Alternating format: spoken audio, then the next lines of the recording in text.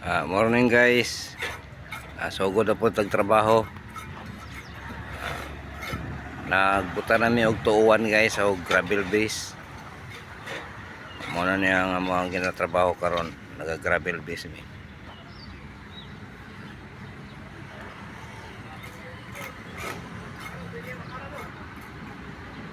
Ani guys, muna ni. Gravel base mi sunod gina compact line sunod.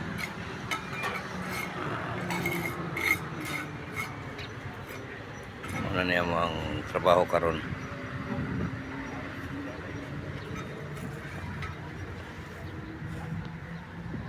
Nani sa kalimpyo karon among trabaho. Naigraba.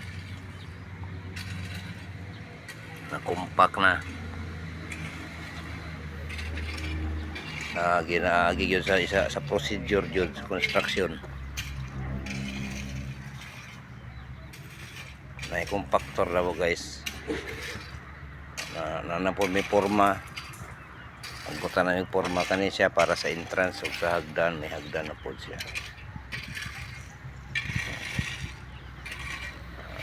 Ang graba ginakatag po kay para kumpakod.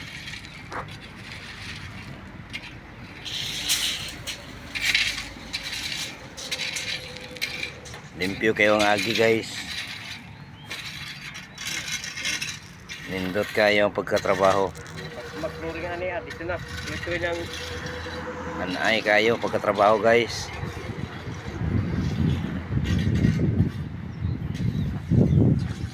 Taod-taod guys, magpakal na po mi.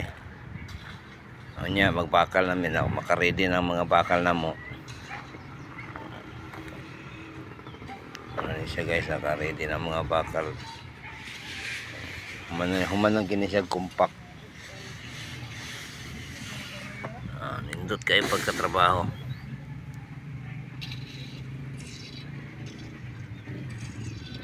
Blend na siya kayo.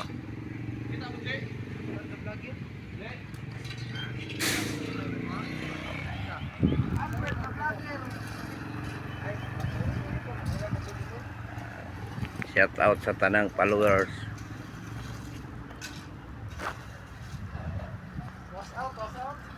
Napod may forma, nakaporma na pod may sa gilid guys. Ang kabaga sa buhos ani guys 10 cm. Kung sa inch siya 4 inches. Nakaporma na siya patuyok.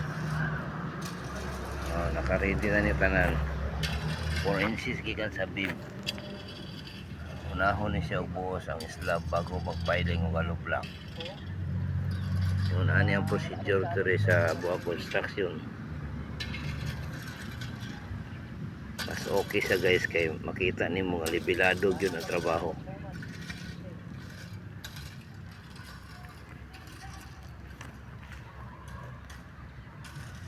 Shout out sa nangihi.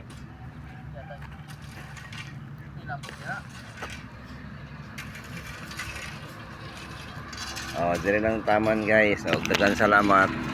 Happy viewing. Next vlog guys, makita na po ninyo ang bakalon niya. Okay, daghang salamat. Shout out sa tanan. Thank you. God bless.